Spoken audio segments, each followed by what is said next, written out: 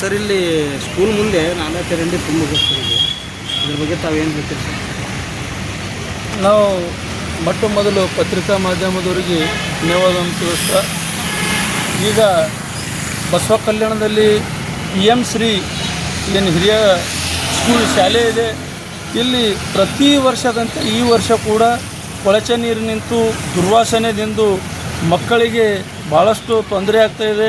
ಇದೇ ಜಾಗಿ ಅಡುಗೆ ಕೋಣೆ ಇದೆ. ಈ ಅಡುಗೆ ಕೋಣೆಯಿಂದ ಇಲ್ಲಿಂದು ಮಚ್ಚರು ಚಿಕ್ಕಡು ಒಳಗೆ ಹೋಗ್ತಾಯಿದೆ.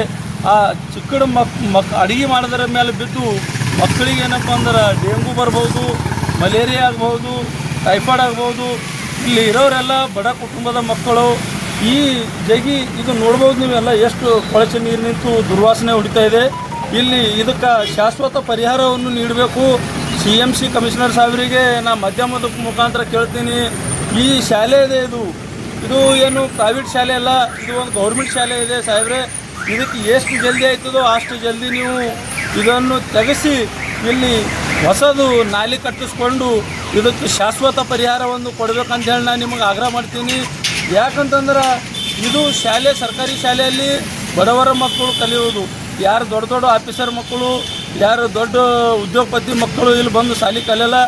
ಇದು ಇಂಥ ದುರ್ವಾಸನೆ ಇಲ್ಲಿ ಹೊಡಿತಾ ಇದೆ. ಈ ದುರ್ವಾಸನೆ ನೀವು ಬಂದು ನಿಂತು ನೋಡಿ ಒಂದು ಸ್ವಲ್ಪ ಎಷ್ಟು ದುರ್ವಾಸನೆ ಹೊಡಿತಾ ಇದೆ. ನಿಮ್ಮ ನಗರಸಭೆ ಏನು ಕೂಲಿ ಕಾರ್ಮಿಕರಿದ್ದಾರೆ ಅವ್ರು ಬಂದು ಇದಕ್ಕೆ ಸ್ವಲ್ಪ ತೆಗಿತಾರೆ. ಇವತ್ತು ತೆಗೆದ್ರೆ ಮತ್ತು ನಾಳೆ ತುಂಬ್ತದದು. ಪ್ರತಿದಿನ ತೆಗೆದು ಕೂಡ ಅದೇ ರೀತಿ ತುಂಬಲತ್ತದ. ಇದು ಏನಪ್ಪ ಅಂದ್ರೆ ಹರಿದು ರೋಡಿ ಮ್ಯಾಗೆಲ್ಲ ಹರಿತದ ನೀರು. ಆಮೇಲೆ ಅದೇ ರೀತಿ ಇಲ್ಲಿ ಒಳಗಡೆ ಶಾಲೆಗೆ ಬರ್ತವೆ ನೀರು.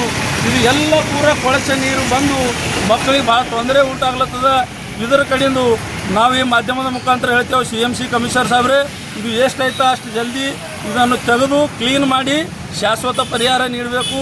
ನೀವು ಸ್ವಲ್ಪ ಏನು ಕ್ಲೀನ್ ಮಾಡಿಸಿ ಅದಕ್ಕೆ ಬಿಟ್ಟರೆ ನಡೆಯಲ್ಲ. ಯಾಕಂದ್ರೆ ನೀವು ಎಲ್ಲ ನಾನು ಇದು CMC ವ್ಯಾಪ್ತಿಯಲ್ಲಿ ಬರುವ ಗಲ್ಲಿಗಳದಲ್ಲಿ ನೋಡಿದ್ರೆ ಪೂರ ಸಂಪೂರ್ಣವಾಗಿ ಏನಪ್ಪ ಅಂತಂದ್ರೆ ಗಲೀಜು ಹಂಗೆ ಇರ್ತದೆ. ಈ ಗಲೀಜನ್ನು ಪೂರ ಸಂಪೂರ್ಣವಾಗಿ ತೆಗಿಯೋಂಥ ಕೆಲಸ ಮಾಡಬೇಕು. ನೀವು ಒಳ್ಳೆ ಆಫೀಸರ್ ಅಂತ ಹೇಳ್ಕೊತೀರಿ, ಕರೆಕ್ಟಾಗಿ ಕೆಲಸ ಮಾಡಿದ್ರೆ ನಿಮ್ದು ಉಳಿತದೆ. ಇಲ್ಲಿ ಬಸವ ಕಲ್ಯಾಣದೂ ಮಾನ ಮರ್ಯಾದೆ ಉಳಿತದೆ. ಯಾಕಂತಂದ್ರೆ ಬಸವ ಕಲ್ಯಾಣದಾಗ ಇಷ್ಟು ಗಲೀಜು ನಾನು ಭಾಳ ದಿನ ಆಯ್ತು ನೋಡಿಲ್ಲ. ಈಗ ಕಳೆದ ವರ್ಷದಿಂದ ನೋಡ್ತಾ ಇದ್ದೀನಿ, ಭಾಳಷ್ಟು ಗಲೀಜಿದೆ. ಯಾರು ಕೇಳ್ತಾ ಇಲ್ಲ ಅದಕ್ಕೆ. ಶಾಸಕರು ಇಲ್ಲಿಂದೇ ಹೋಗ್ತಾರೆ, ಪದೇ ಇಲ್ಲಿಂದೇ ಹೋಗ್ತಾರೆ. ಅವ್ರಿಗೆ ಕಾಣಿಸ್ತಲ್ಲೇನಿದು ಶಾಸಕರಿಗೆ.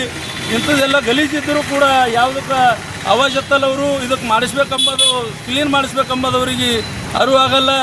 ಇದು ಎಷ್ಟು ಜಲ್ದಿ ಆಯಿತು ಅಷ್ಟು ಜಲ್ದಿ ಕ್ಲೀನ್ ಮಾಡಿಸಿ ಇದನ್ನು ಸಂಪೂರ್ಣವಾಗಿ ಹೊಸದು ಮಾಡಬೇಕು ನಾಲಿ ಅಂಥೇಳಿ ನಾನು ಮಾಧ್ಯಮದ ಮುಖಾಂತರ ಮಾತೇಳಿ ನಂದು 2 ಮಾತು ಮುಗಿಸ್ತೀನಿ.